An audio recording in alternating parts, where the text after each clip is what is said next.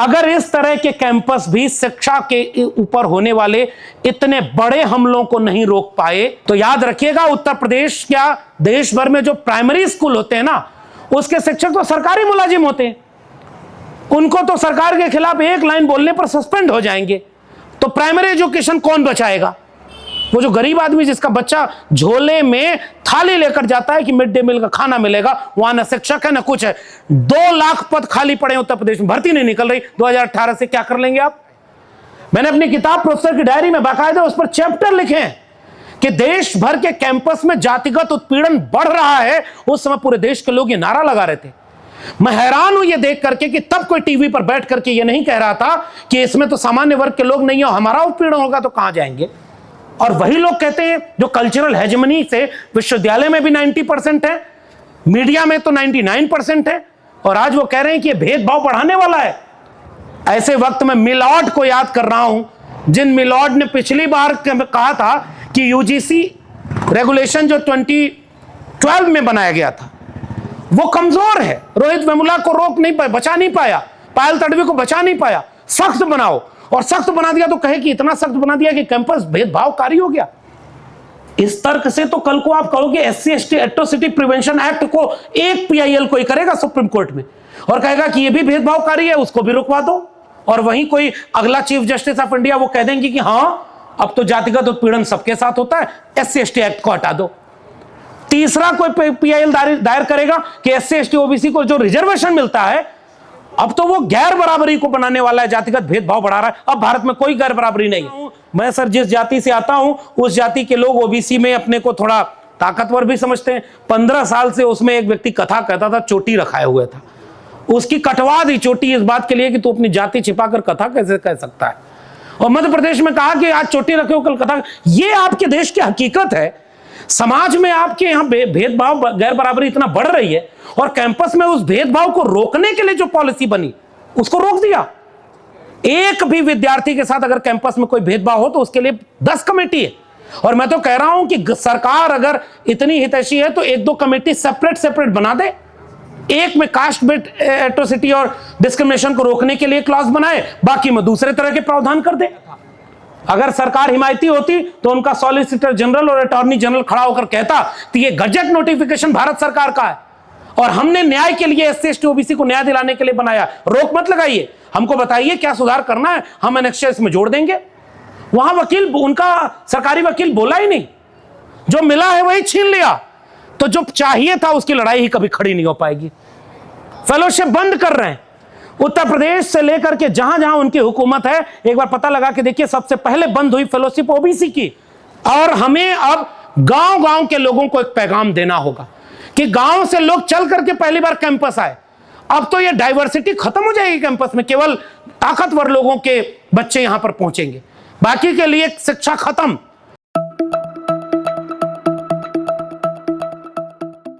मेरा मानना है कि इस पूरे खतरे को इस रूप में देखा जाना चाहिए कि विश्वविद्यालयों पर या शिक्षा व्यवस्था पर जो ये हमला है, JNU से बेहतर कौन जानता होगा कि ये कोई नया नहीं है और लगातार ऐसे हमले होते जा रहे हैं।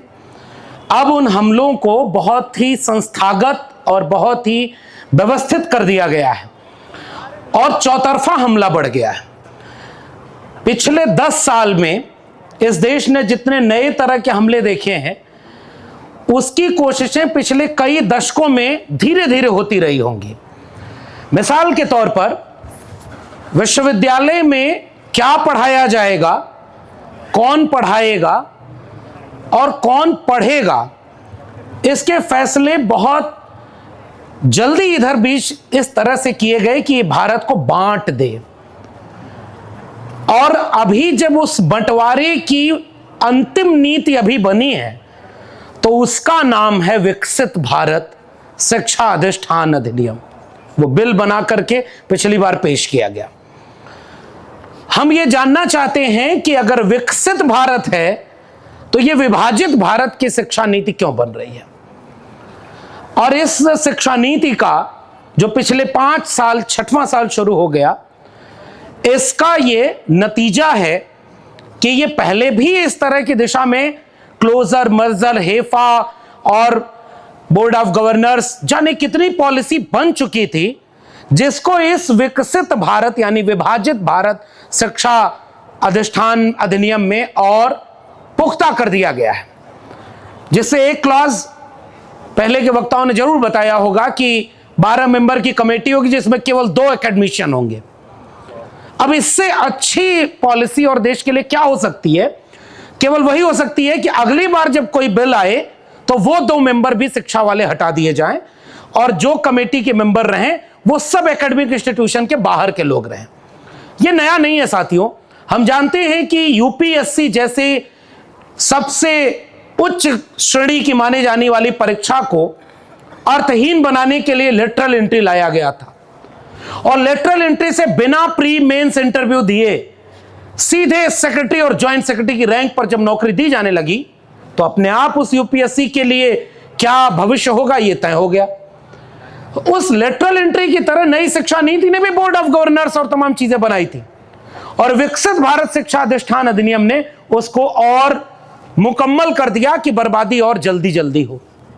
इसलिए भी हम इसका विरोध करते हैं। इसमें आपने पहले देखा भी होगा कि कोई ग्रांट देने की पॉलिसी अब सरकार की नहीं होगी।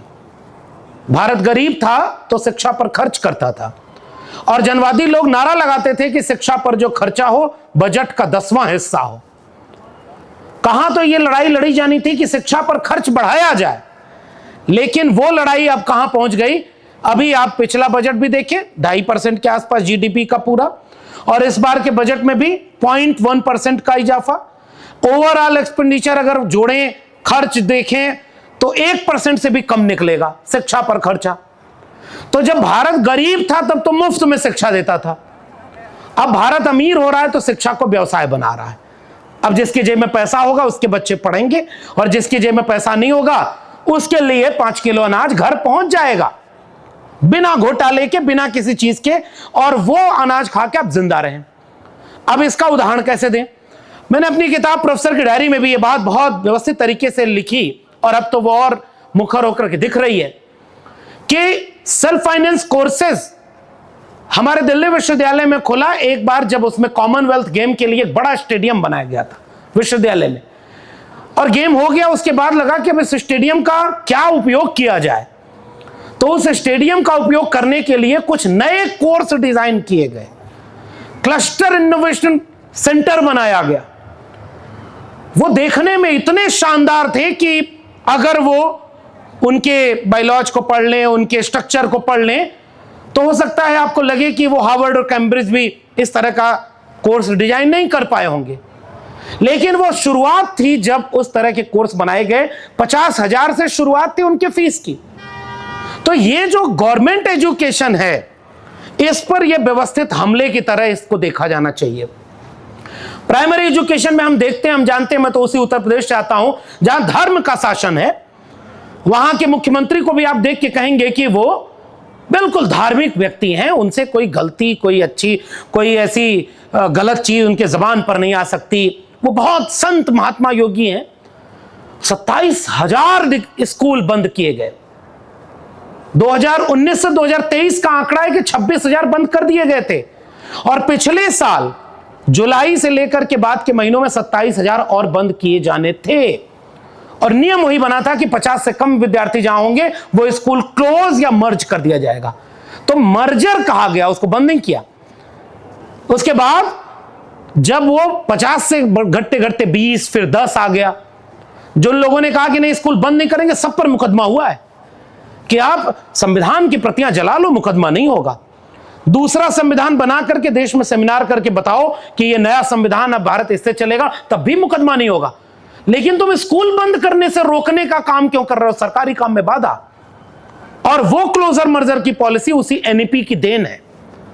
और आप आंकड़े देखिए, भारत सरकार ने बताया कि तकरीबन 1.5 लाख सरकारी स्कूल बंद कर दिए गए।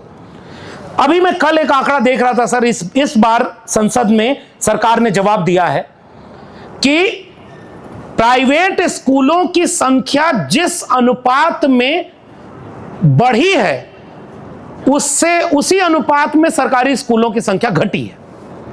यह क्रोनोलॉजी क्या कहलाती है आपको पता है जैसे किसान जब आंदोलन करने बैठे थे तो यह कहा गया था कि आपकी जमीन बेची नहीं जाएगी, अफवाह उड़ाया जा रहा है। अब तो वो दिखने लगा कितने तरह के। कल मैं मार्केट में गया सेब खरीदने, तो सेब की दुकान पर जो खड़ा था उसने कहा ये नॉर्मल सेब लेंगे तो 150 रुपया किलो, और ये अडानी वाला सेब लेंगे तो 250 रुपया किलो। उस पर स्टिकर लगा है, उस पर लिखा हुआ है कि अडानी का सेब है। अब कितना उसकी बाग है, कितना उसके पेड़ नहीं पता। ये अगर शिक्षा वाली भी डिग्रियां आएंगी कि आपको दिल्ली विश्वविद्यालय की डिग्री चाहिए, जेएनयू की चाहिए, तो इतनी फीस है अगर बची होगी तो। और अगर उसमें हार्वर्ड कैम्ब्रिज खुलेगा, नई शिक्षा नीति ये दावा करती है कि विदेशी कैंपस भारत में खुलेंगे। अब आपको क्या चाहिए? और वो कैंपस खुलेंगे तो उनमें किसके बच्चे पढ़ेंगे? इसलिए ये जो विकसित भारत शिक्षा अधिष्ठान का कानून बनाई है सरकार, हम इसे बार बार कह रहे हैं कि ये विभाजित भारत अनपढ़ प्रतिष्ठान बनाना चाहते हैं पूरे देश को। एक तो ये इसलिए क्योंकि 5-6 साल से उसकी तैयारी चल रही थी। दूसरी बात ये कि अब यूनिवर्सिटी ग्रांट कमीशन बना था, ग्रांट देता था, यानी जेब में सरकार पैसा देती है कि आपकी जेब में पैसा है कि नहीं, इससे आपको शिक्षा से वंचित न रहना पड़े। अब आपने, और कल मैं मजूमदार साहब का वो पुराना वीडियो भी देख रहा था जिसमें आपने बहुत विस्तार से बताया है कि इस पूरे अधिनियम में कहीं वो ग्रांट वाला तो सेगमेंट ही नहीं है। सरकार पैसा ही नहीं देगी इनडायरेक्टली, और बाद में वो आपसे कहेगी कि भाई आप खर्चा अपना निकालो। हम लोग जब डीयू में थे तब तो डूटा में खड़े होकर के वहां आंदोलन होता था कि ये जो बीओजी है इस पर साइन मत करिए, और डूटा उसके खिलाफ लड़ता था। डूटा का शिक्षक संगठन था और जेएनयू का छात्र संगठन हुआ करता था, क्योंकि यहां शिक्षकों की तादाद थोड़ी कम है, लेकिन फिर भी ये लोग लड़ते थे। आज वो तमाम एमओयू साइन हो चुके हैं, पॉलिसी बन चुकी है, और कितने 100 करोड़ रुपए लोन डीयू जेएनयू ले चुके हैं ये आप जानते होंगे, आंकड़े पब्लिक डोमेन में। तो लोन भरना पड़ेगा, और लोन भरेंगे तो कैसे भरेंगे, इसका साफ तौर पर पैमाना इस देश में तय हो चुका है। तो ग्रांट तो खत्म, अब पैसा सरकार नहीं देगी शिक्षा के लिए। उसके बाद वो यूजीसी रेगुलेशन 2026 ले आते हैं, जो आज के इस कार्यक्रम में भी एक शामिल मुद्दा था। इसी जवाहरलाल नेहरू विश्वविद्यालय में 2016 की वो सर्द रातें मुझे याद है, जब यहां जवाहरलाल नेहरू विश्वविद्यालय छात्र संघ रोहित वेमुला को न्याय दिलाने के लिए संघर्ष करता था, तो अक्सर हम लोग डीयू से उस संघर्ष में शामिल होने जेएनयू आया करते थे। और उसी दरमियान वैसा हमला हुआ था जैसा हमला आज जेएनयू एसयू के ऊपर हुआ है। अब की तो हमला और बड़ा हो गया है कि चुने हुए आपके सारे प्रतिनिधियों को ही कहा जा रहा है कि अब आप कैंपस में नहीं घुस सकते, अब आप कैंपस में नहीं आ सकते। तो रोहित एक्ट लागू करने के लिए इस देश में सड़कों पर आंदोलन हुआ, और जंतर मंतर से लेकर के कनॉट प्लेस तक एक बड़ा मार्च निकाला गया था जिसमें हम लोग शामिल रहे। मैंने अपनी किताब प्रोफेसर की डायरी में बाकायदा उस पर चैप्टर लिखे हैं कि देश भर के कैंपस में जातिगत उत्पीड़न बढ़ रहा है। उस समय पूरे देश के लोग ये नारा लगा रहे थे। मैं हैरान हूं ये देख करके कि तब कोई टीवी पर बैठ करके ये नहीं कह रहा था कि इसमें तो सामान्य वर्ग के लोग नहीं हो, हमारा उत्पीड़न होगा तो कहां जाएंगे। अब तो वो 10 साल बीता है और तर्क बदल गया। आज साफ तौर पर कहा गया कि ये यूजीसी रेगुलेशन, और बड़े बड़े सांसद, मैं एक सांसद का सुन रहा था जो पहले कांग्रेस में हुआ करती थी फिर शिवसेना में चली गई, नाम नहीं लूंगा। आप सोचिए कि वो राज्यसभा में खड़ी होकर के कह रही है थैंक यू सुप्रीम कोर्ट कि सरकार ने जो कैंपस में विद्यार्थियों को बांटने के लिए यूजीसी रेगुलेशन 2026 बनाया था उसको रोक दिया आपने। ये चुनी हुई सांसद कह रही हैं जो बहुत अच्छे इंस्टीट्यूट से पढ़ी होंगी, और बीजेपी से लड़ने के सामने उनको कहा जाता था कि ये प्रोग्रेसिव हैं, ये हमारे खेमे की हैं।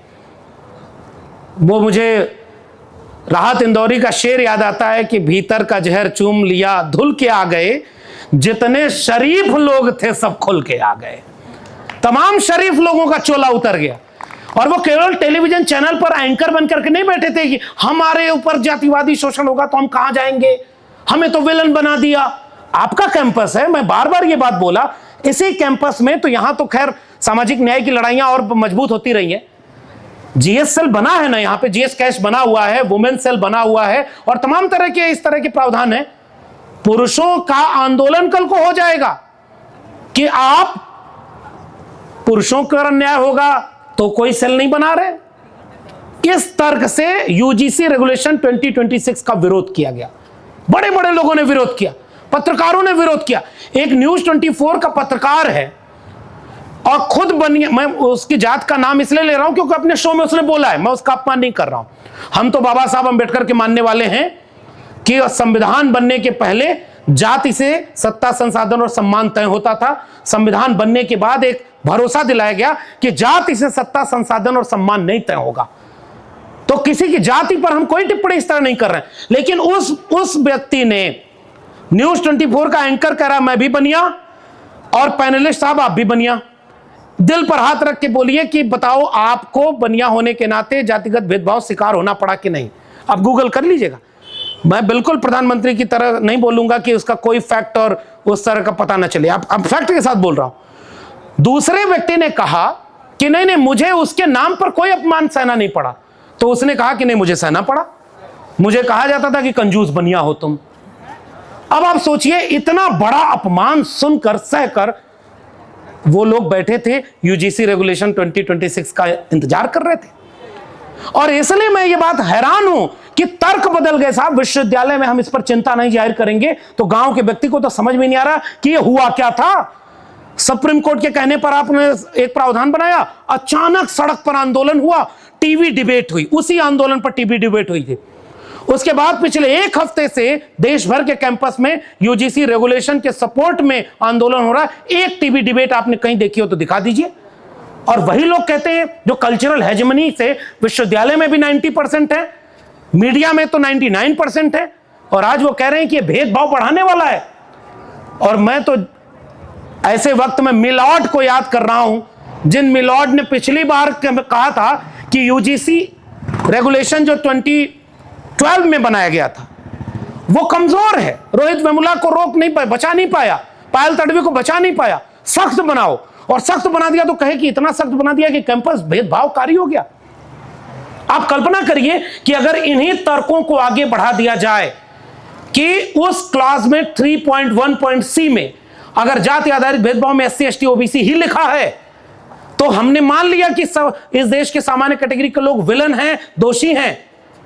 इस तर्क से तो कल को आप कहोगे SC ST atrocity prevention act को एक PIL कोई करेगा सुप्रीम कोर्ट में और कहेगा कि यह भी भेदभावकारी है, उसको भी रुकवा दो। और वहीं कोई अगला चीफ जस्टिस ऑफ इंडिया वो कह देंगे कि हां अब तो जातिगत उत्पीड़न सबके साथ होता है, SC ST एक्ट को हटा दो। तीसरा कोई PIL दायर करेगा कि SC ST OBC को जो रिजर्वेशन मिलता है अब तो वो गैर बराबरी को बनाने वाला है, जातिगत भेदभाव बढ़ा रहा है। अब भारत में कोई गैर बराबरी नहीं है।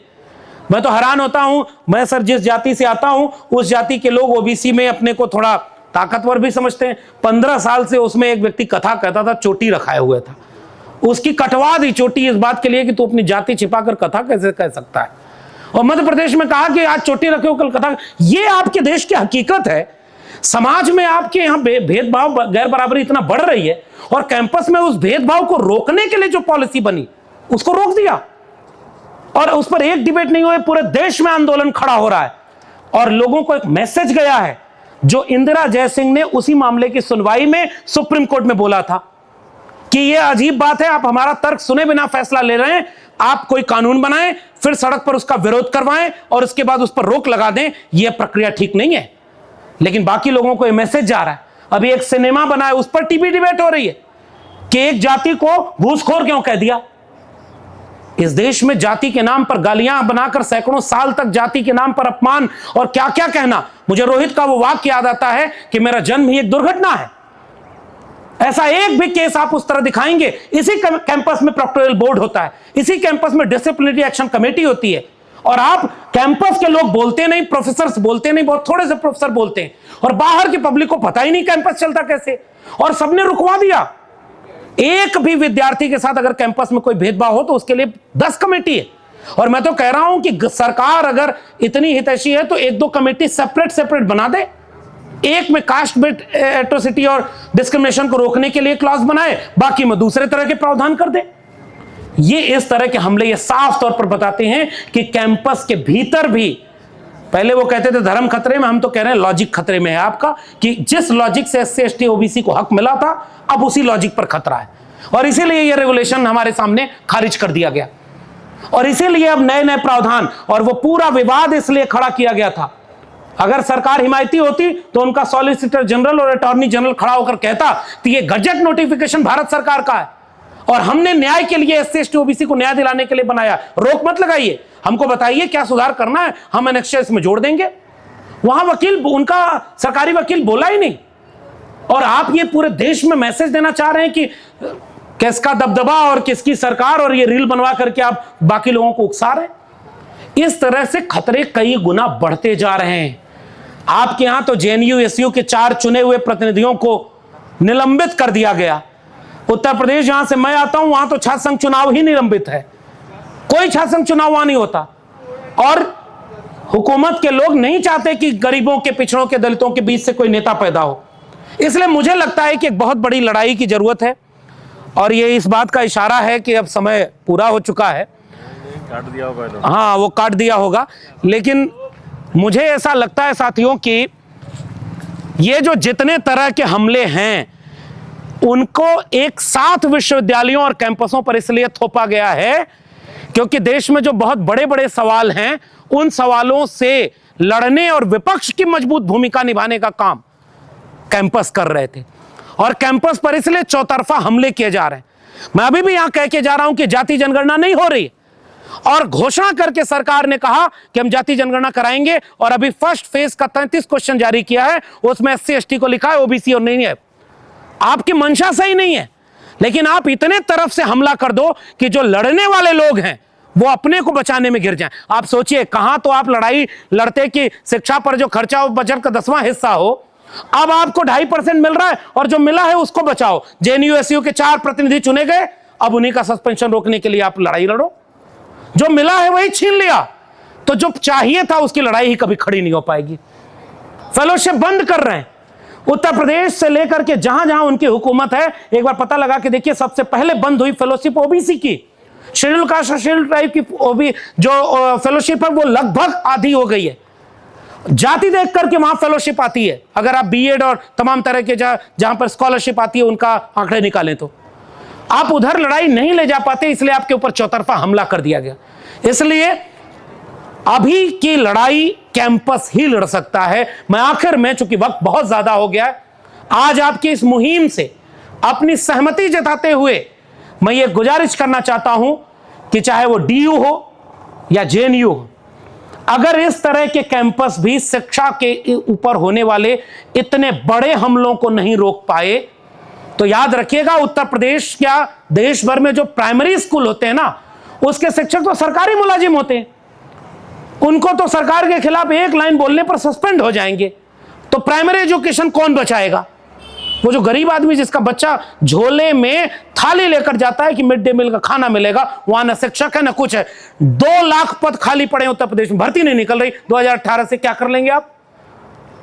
ये हो रहा है। तो माध्यमिक शिक्षक में भी वो सरकारी मुलाजिम होते हैं, तो हायर एजुकेशन के जो प्रोफेसर होते हैं, हायर एजुकेशन के जो स्टूडेंट होते हैं, रिसर्चर होते हैं, उन्हीं को एक तो समझदारी भी होती है कि वो व्यापक स्तर पर हमलों को पहचान पाए, और दूसरा उनको अभी तक तो ऑटोनॉमी है। सर बैठे हुए हैं, जानते होंगे कि जो ब्यूरोक्रेसी पर नियम बनाए गए थे वही प्रोफेसर पर थोपे जाने वाले थे कि प्रोफेसर भी सरकार की आलोचना नहीं कर सकता। अभी तो रुका है किसी तरह, फिर तो प्रोफेसर भी नहीं बोल पाएगा। तो सारे प्रोफेसर, सारे वाइस चांसलर उन्हीं के हाँ मिलाएंगे। इसलिए इस बड़े खतरे को एक बड़ी एका बना करके एक बड़ी लड़ाई में तब्दील करना होगा। JNU SU के जितने भी साथियों को निलंबित या उनको तो अब रेस्ट्रिकेट कर दिया गया है, उस लड़ाई को मुझे उम्मीद है कि JNU के लोग खुद लड़ करके कम से कम अपने इस लड़ाई को, अपनी निजी लड़ाई को तो लड़ लेंगे, जो कि असल में उनकी निजी नहीं है। लेकिन अगर आप यहां लड़ेंगे तभी उस बड़ी लड़ाई तक हम जाएंगे कि UGC रेगुलेशन 2026 जो वर्तमान सरकार की साजिश की भेंट चढ़ गया, उसको और व्यवस्थित करके तुरंत कैसे लागू करवाया जाए, रोहित एक्ट कैसे लागू करवाया जाए, चाहे आप उसे किसी भाषा में कह लें, ताकि जाति के नाम पर भेदभाव बंद हो, और UGC को तबाह और बर्बाद करके ये जो विभाजित भारत अनपढ़ प्रतिष्ठान अधिनियम ले आ रहे हैं, बिल ले आ रहे हैं, इस तरह के खतरे से देश को कैसे आगाह किया जाए। और हमें अब गांव गांव के लोगों को एक पैगाम देना होगा कि गांव से लोग चल करके पहली बार कैंपस आए। अब तो ये डाइवर्सिटी खत्म हो जाएगी कैंपस में, केवल ताकतवर लोगों के बच्चे यहां पर पहुंचेंगे, बाकी के लिए शिक्षा खत्म। और इसलिए मैं ये गुजारिश करके जा रहा हूं कि एक बड़ी लड़ाई की जरूरत है जो कलम और किताब बचाने की हो, और ऐसे दौर में जरूरत है जब उनकी हुकूमत के इशारे पर तलवार बांटी जा रही हो। हम हर हाथ में कलम देखने के सपने के साथ इस लड़ाई में शामिल होंगे और उम्मीद करेंगे कि हम कलम और किताब बचाएंगे, सरकारी शिक्षा, सार्वजनिक शिक्षा बचाएंगे, देश के संविधान और लोकतंत्र को बचाएंगे। इसी उम्मीद के साथ आप सबको क्रांतिकारी इस्तकबाल। जय भीम, जय मंडल, जय संविधान, इंकलाब जिंदाबाद।